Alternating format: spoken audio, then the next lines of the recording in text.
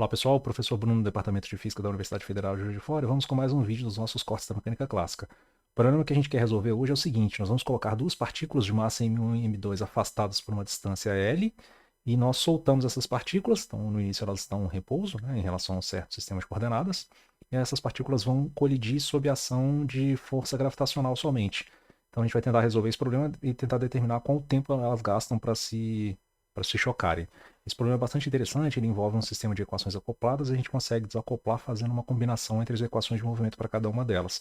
Passamos aí por umas certas integrais boas serem resolvidas aí para lembrar um pouquinho lá do cálculo e acho que o problema é bastante interessante, tá bom? Vamos lá então, pessoal. Perfeito, então o problema que a gente gostaria de resolver é o seguinte: eu tenho duas partículas com massa, uma tem massa M1, outra tem massa M2, e elas estão sob a ação de força gravitacional. Então, nossa descrição seria alguma coisa desse tipo aqui, olha. Partícula, então, aqui na posição, vamos chamar de R1. Essa aqui, partícula, posição R2.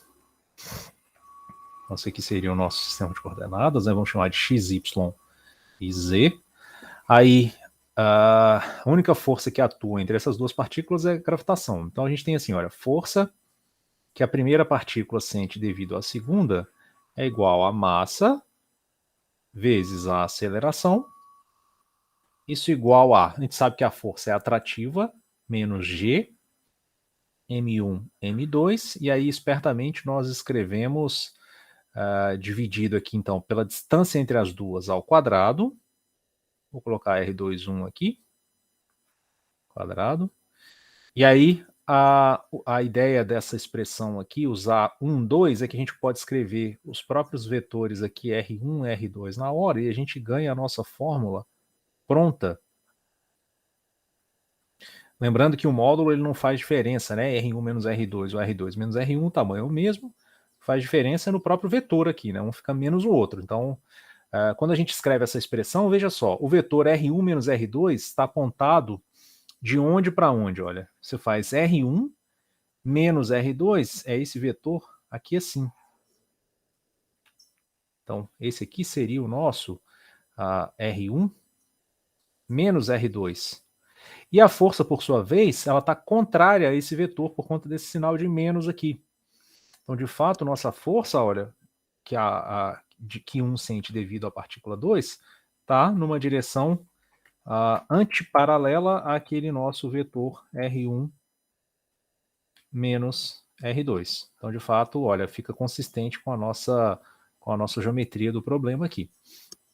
Analogamente, para a partícula 2, a gente pode escrever a força que a partícula 2 sente devido à partícula 1 igual a massa da partícula 2 vezes a aceleração da partícula 2, isso igual a menos G M1 M2 sobre a distância entre elas ao quadrado, né, que é a gravitação universal. E aqui a gente mantém o ordenamento agora 2, 1, então a gente escreve R2 menos R1 sobre módulo de R2 menos R1 ao módulo só.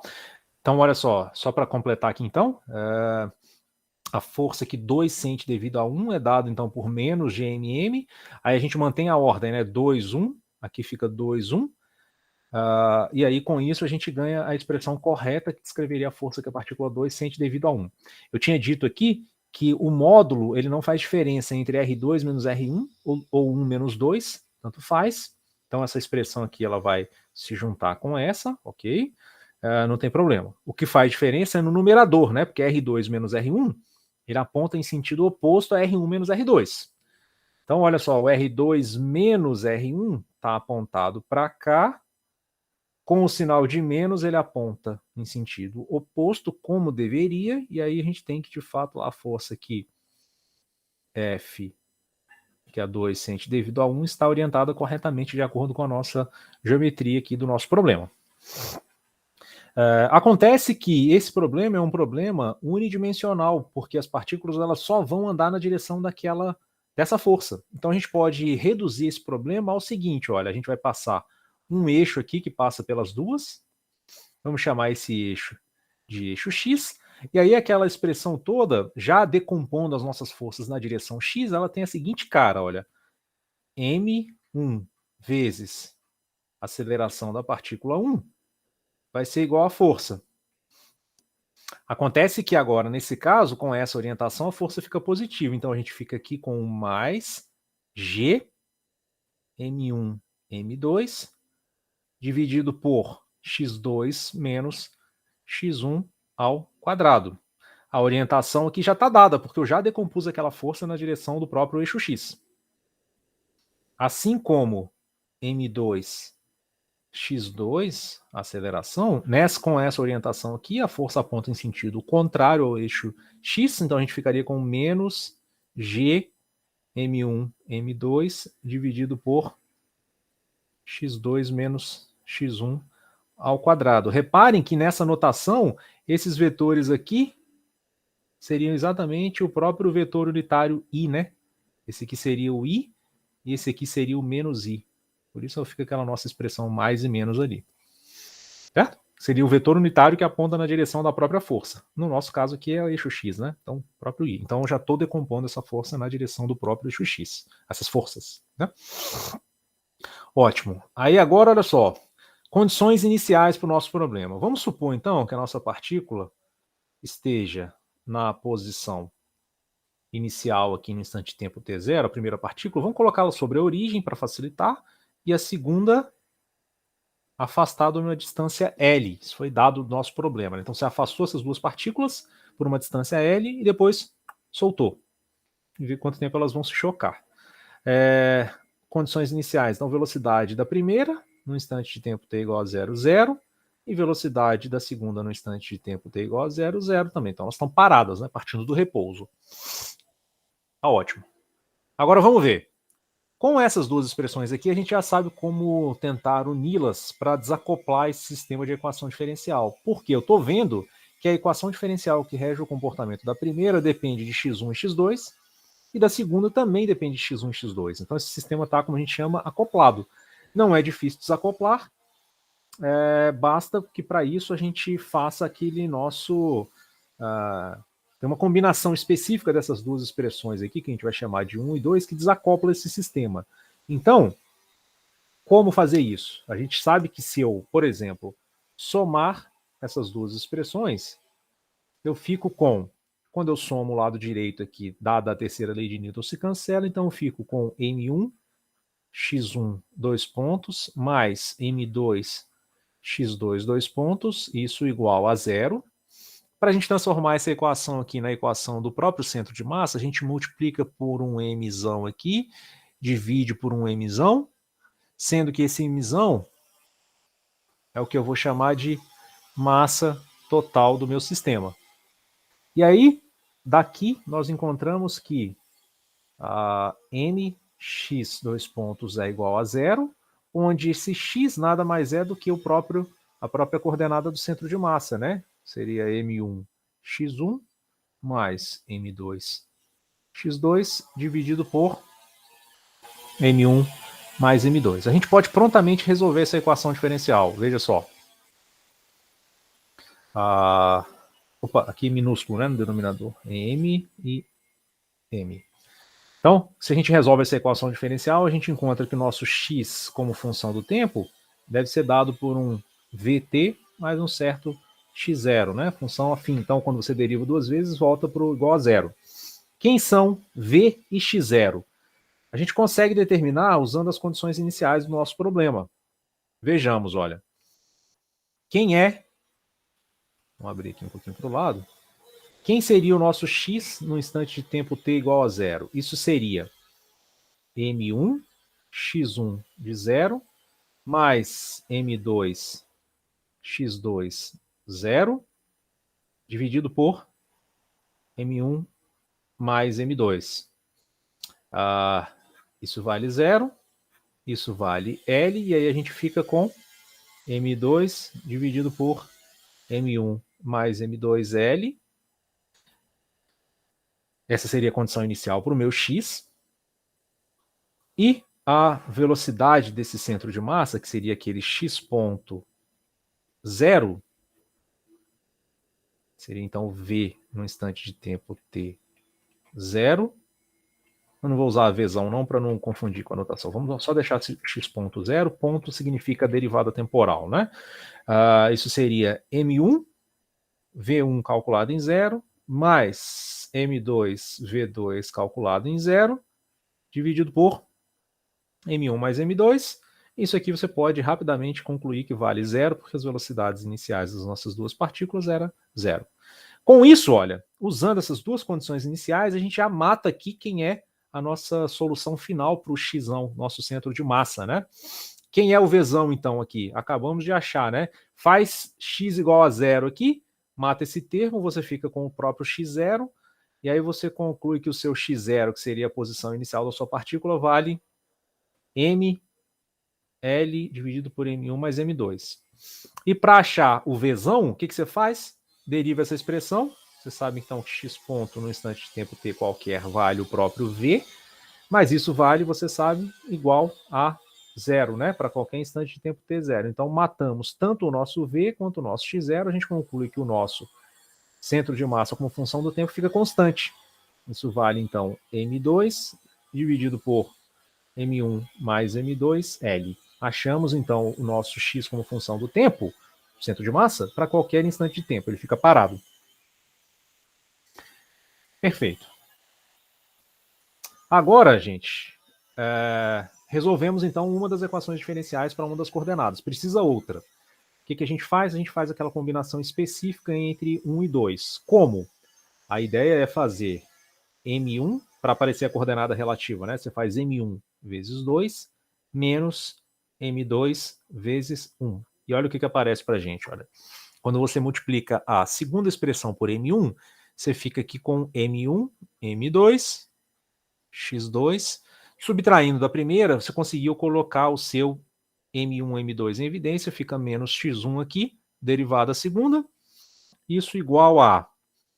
Quando você multiplica, então, esses fatores M1 e M2, são eles que vão ficar em evidência, porque quando eu faço uma menos a outra, toda aquela componente G, M1, M2, dividido por x2 menos x1 ao quadrado, fica em evidência, com o sinal de menos, e aí sobra para a gente aqui, olha, a segunda eu multipliquei por M1, e a primeira eu multipliquei por M2. Aí dá aquela combinação específica ali, M1 mais M2.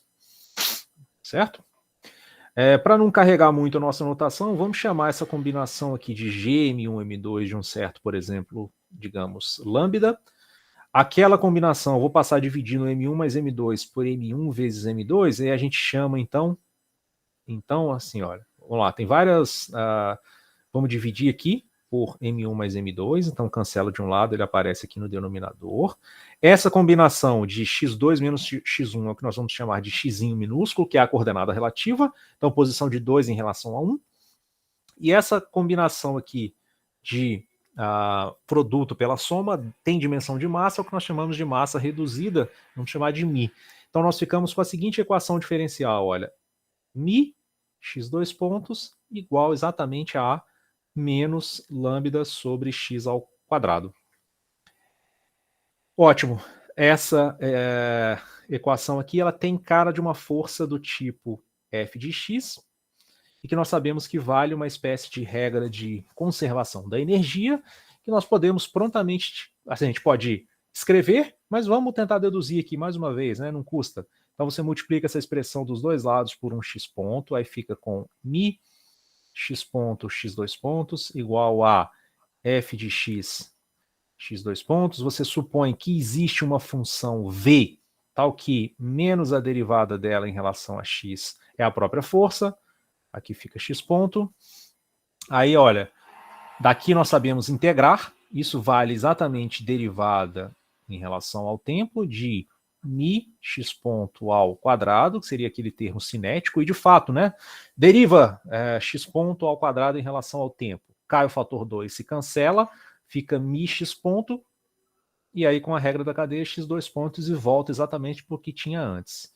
Agora aqui, se a gente consegue essa nossa função v, o lado direito também ganha cara de uma derivada total se a gente pensar em regra da cadeia, né? Isso aqui fica menos taxa de variação com o passar do tempo do V, que depende de x, que depende implicitamente do tempo. E de fato, né, quando você faz regra da cadeia, para derivar V, que depende de x, que depende de t em relação a t, fica dv dx, dx dt, que é exatamente o que tinha em cima antes. E com isso a gente conclui, então, passando esse fator para o lado direito, lembrando que a derivada é um operador linear, a gente consegue juntar todo mundo. Então, somar e derivar, ou derivar, depois somar dá na mesma. Então, a gente fica com mi x ponto quadrado sobre 2, mais v de x é igual a zero. Ganhamos a conservação da energia, onde, então, mi x ponto ao quadrado mais v de x é uma certa constante que nós vamos chamar de E. Vamos agora fazer duas coisas. A primeira, vamos chamar aqui de 1, vai ser achar o nosso v de x. Esse v é uma função que, quando derivada, fornece menos f. O f a gente tem aqui, né? Isso é, a força é menos lambda sobre x ao quadrado. Então aqui fica um mais lambda sobre x ao quadrado. Qual a função, então, agora, que derivada fornece mais lambda sobre x quadrado? O lambda a gente mantém. Vamos ver. Se a gente colocar aqui um x, tem que só integrar, né, a nosso lambda sobre x ao quadrado. X ao quadrado, expoente é o menos 2, mais 1, menos 1, então cai aqui e fica menos lambda sobre x. Vamos ver se a gente derivar e colocar o sinal de menos e volta para a força. Deriva menos lambda sobre x. Cai o expoente, menos 1, fica mais lambda sobre x ao quadrado. Com o sinal de menos por conta da definição do potencial, volta exatamente para a nossa força, achamos o nosso potencial. Então, essa nossa equação aqui para conservação da energia, ela ganha a seguinte cara agora, olha. Por enquanto é mi x ponto ao quadrado sobre 2 menos lambda sobre x igual a, essa vai ser a nossa segunda tarefa aqui, achar quem é a nossa energia. Para achar a nossa energia, tudo que a gente precisa é jogar os valores para qualquer instante de tempo t, porque a gente sabe que essa constante não muda com o passar do tempo. Vamos pegar no instante de tempo t0, porque eu conheço os valores daquelas grandezas, né? Então eu faço mi sobre 2, aí olha só, quem é o meu x ponto? Não é, o x não é a diferença? Então eu posso escrever aqui como x ponto 2 calculado em 0 menos x ponto 1 calculado em 0, seriam as velocidades no início, mais o v calculado em x no instante de tempo t, 0. Essa é a nossa energia. Ora, mas as velocidades no começo são 0, né? Nossas partículas duas estavam paradas, e no instante de tempo x no instante de tempo t igual a 0, a minha diferença de coordenadas é a distância entre as duas, dá o próprio L. Quanto é que é o V calculado em L? Menos lambda sobre L. Essa é a nossa energia. Então já posso jogar isso para cá, olha, menos lambda sobre L. Estamos quase chegando na nossa equação diferencial que descreve o x, então a coordenada relativa, como função do tempo. Como é que a gente faz isso agora? Basta isolar aqui, né? Olha só. Então a gente escreve lá mi x ponto ao quadrado sobre 2 igual a lambda x menos lambda L. Reparem que essa expressão ela é não negativa, né? Porque quando a gente faz aqui essa diferença, olha, a gente sabe que os dois numeradores são iguais, implica então em quem tiver o menor denominador vai ser a maior expressão.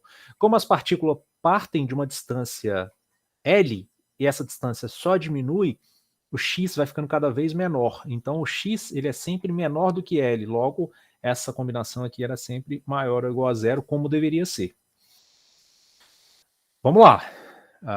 Escrevemos então, agora, já dá para juntar esses termos aqui, então vamos escrever assim, olha, mi x ponto ao quadrado sobre 2, coloco o lambda em evidência, aí vamos tirar logo aqui, olha, o nosso mínimo, né, mínimo não, mas um múltiplo comum, xl, então a gente fica com xl dividido por x dá L, menos xl dividido por L dá x, então aqui fica x, agora fica mais explícito ainda que essa combinação era não negativa. Finalmente ficamos com mi. Vou passar esse L para o lado de cá. Vou passar o lambda dividindo, 2 lambda. X ponto ao quadrado, isso igual a L menos X sobre X.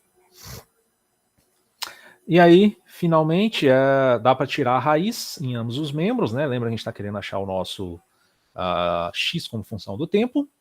E aí nós ficamos com raiz de mi L sobre 2 lambda dx dt. Isso exatamente igual a mais ou menos raiz de L menos X sobre X.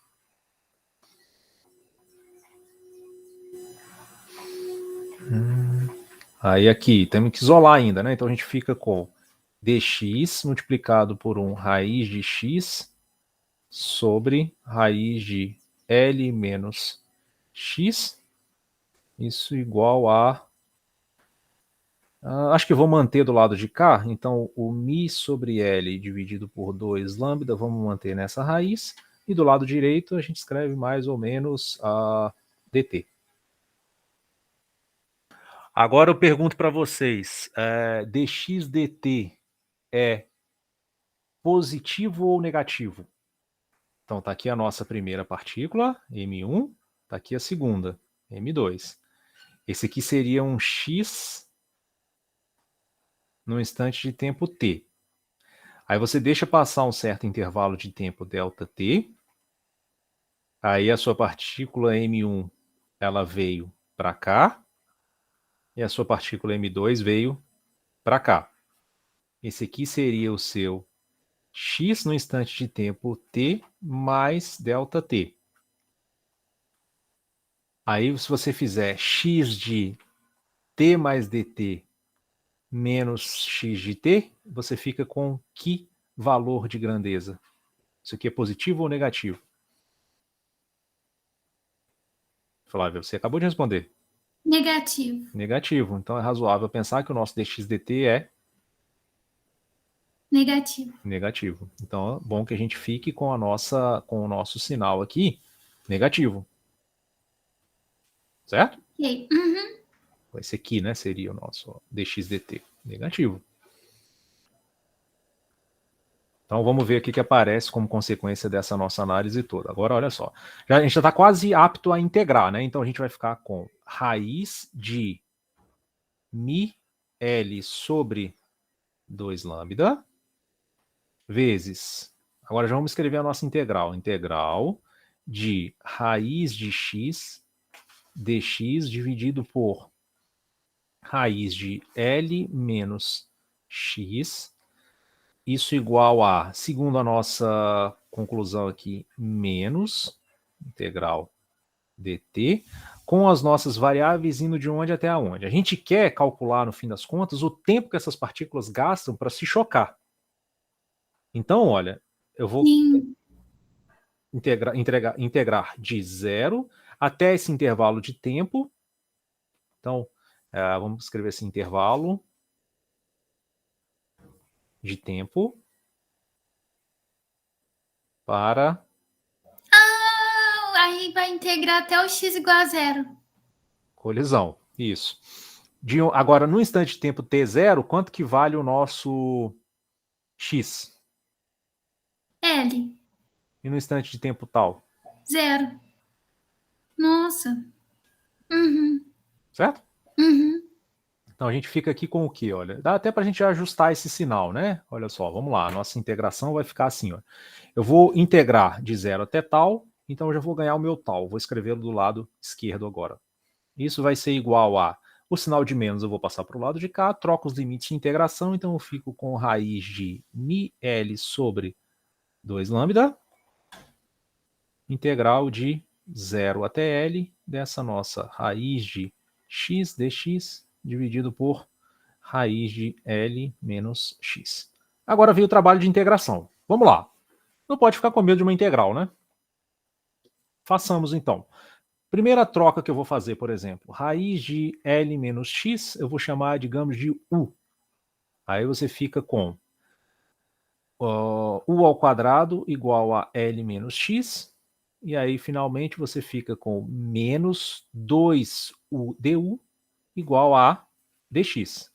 Né? L é constante, já passei o menos para o lado de cá, beleza. Dá para isolar o x aqui ainda, a gente fica com x igual a L menos U ao quadrado. Concordam? Né? Passa o x para cá, o U vem para cá, pronto. Já achamos o x, já achamos alguns desses fatores aqui. Então a nossa integral ela vira, com essas nossas substituições aqui, por enquanto, ela vira raiz de μl sobre 2 lambda, integração de onde até onde. Vamos ver. Quando o x vale 0, o u vale raiz de L, não é isso? Faz x igual a 0 aqui. Raiz de L. Quando o x vale L, o U vale 0. Aí nós ficamos com o x ele vale raiz de L menos U ao quadrado. O meu dx vale menos 2 U du. Isso tudo dividido por U. Já dá para cancelar um desses fatores U's aqui, né? Ó, esse sinal de menos, vamos lá, vamos continuar. Então, tal igual a... O sinal de menos, eu já vou ajustar o meu limite de integração novamente. E aí eu fico com mais aqui, 2 vezes, raiz de μl sobre 2 lambda. Integração, o sinal de mais eu troquei porque eu vou trocar aqui. Então, vou fazer de L até raiz, de 0 até raiz de L. Integral de U posso cancelar. Raiz de L menos U ao quadrado du. Dúvidas até aí? Acho que não, né? Não, até aqui não. Aí agora tem cara de um teorema de Pitágoras aqui, não tem? Pensa que isso aqui deveria ser um certo cateto. A gente começa a fazer lá a nossa próxima substituição, né? Vamos fazer aqui embaixo, olha. Então a nossa substituição agora vai ser... tem que escrever o nosso triângulo, né? Então vamos ver.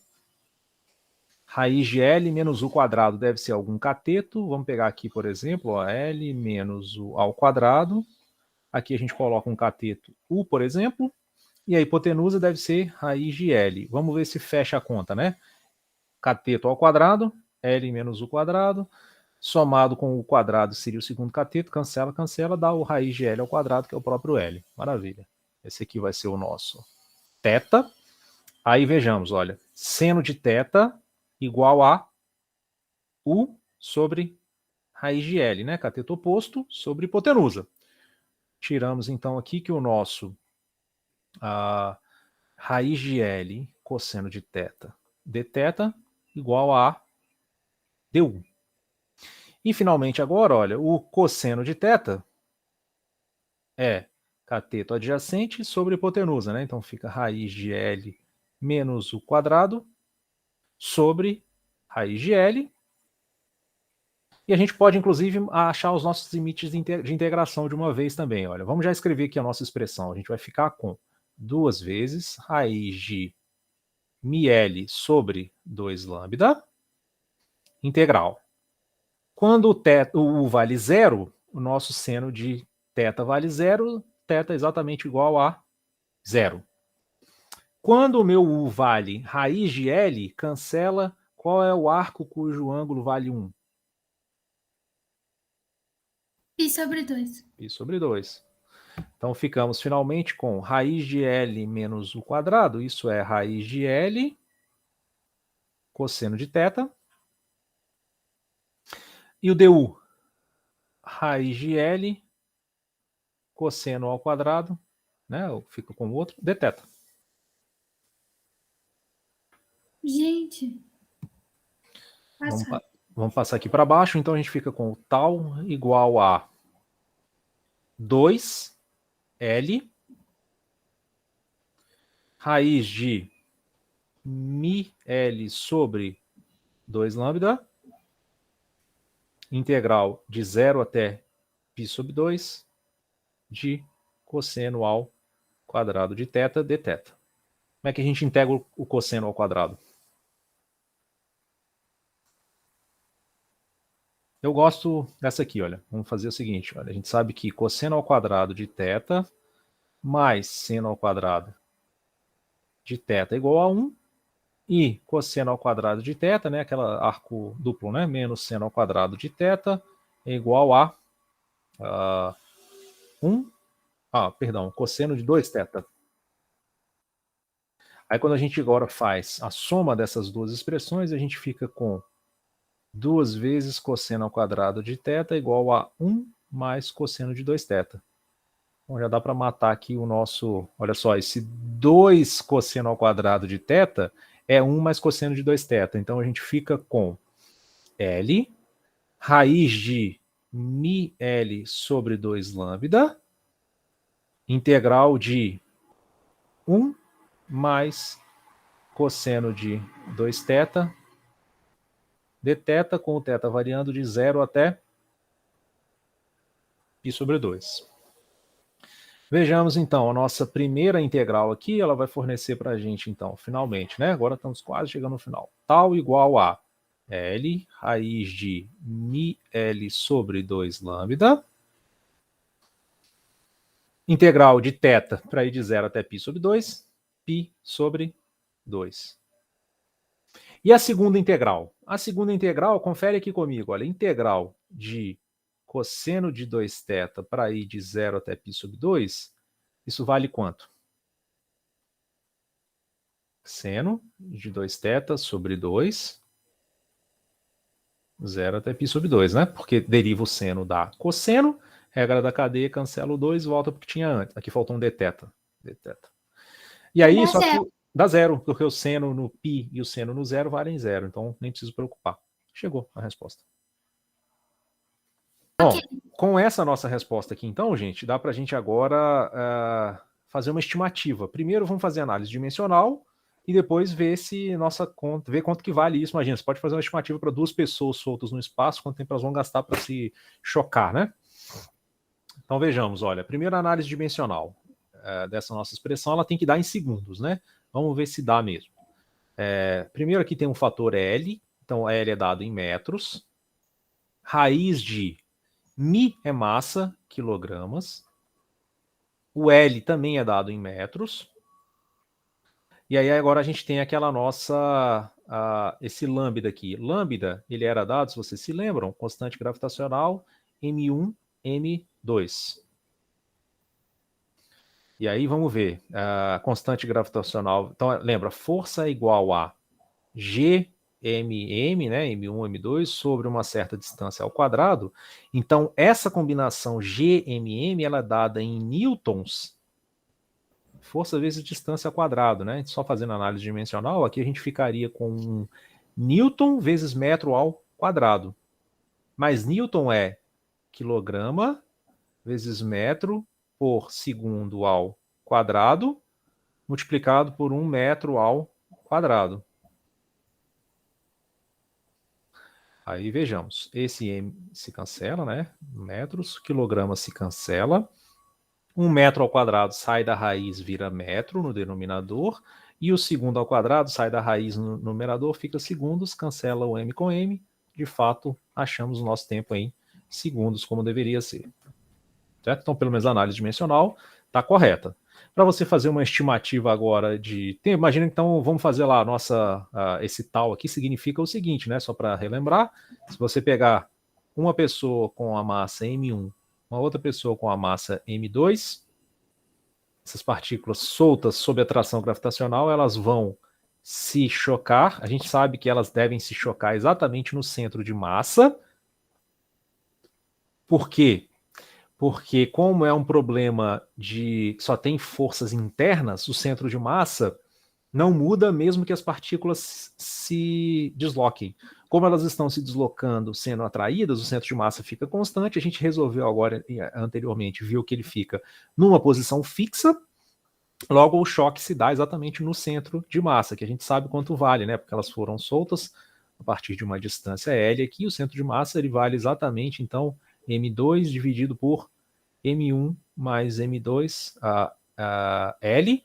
Lembra que a gente tinha colocado a nossa partícula X1 na origem, né, e o X2 no L, né, só para fixar aqui o nosso sistema de coordenadas, né? Então, inicialmente, a partícula M1 estava na posição x igual a 0, e a partícula 2 estava inicialmente na posição x igual a L, isso tudo no instante de tempo t0.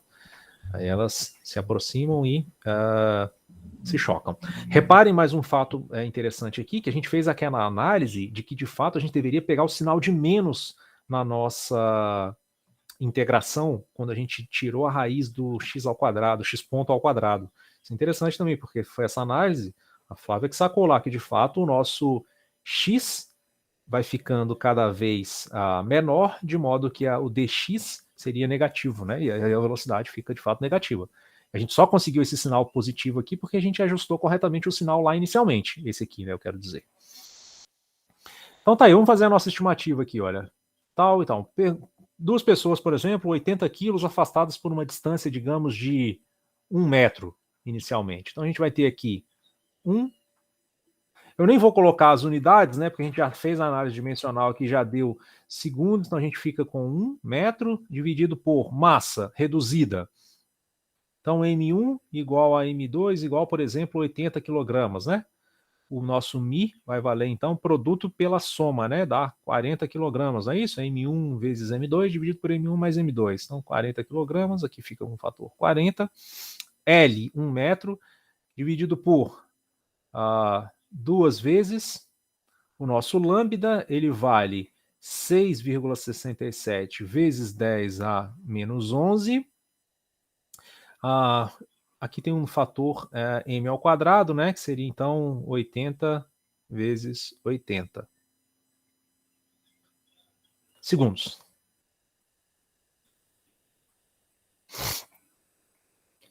Multiplicado por um fator, faltou aqui, né, o ajuste aqui, o π sobre 2, então aqui na frente. π sobre 2.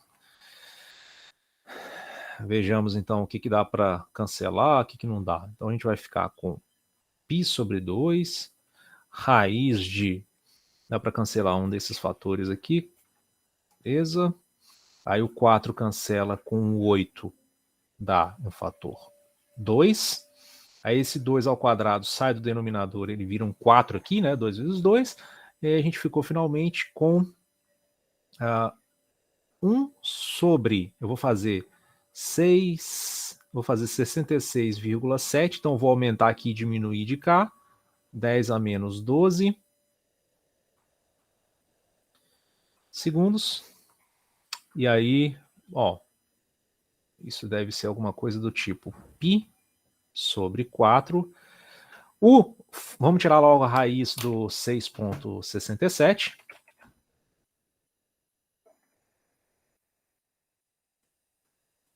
Então, raiz de 66,7, perdão, né?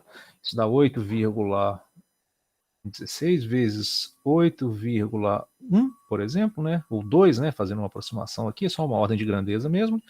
E aqui o fator fica, olha, 10 a menos 6, 10 a menos 12, raiz da 10 a menos 6, passa para o expoente 10 a sexta segundos.